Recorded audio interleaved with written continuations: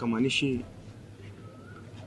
అన్ని రంగాల్లో అన్ని ఇన్స్టిట్యూషన్స్ ఎస్టాబ్లిష్ చేసి, అంటే ఏదో ఒక ఇన్స్టిట్యూషన్ ఎస్టాబ్లిష్ చేయడం కాదు, దాంట్లో ఉన్న విధి విధానాలు కానీ పని విధానాలు కానీ కొత్త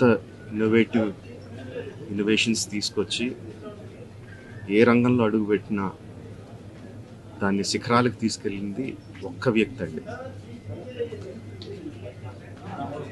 ఆయన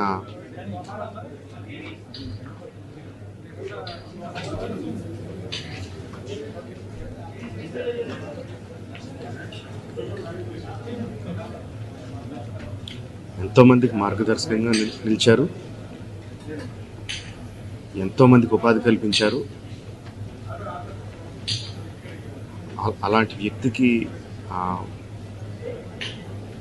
the way we can pay tribute to him is by conferring Bharat Ratna.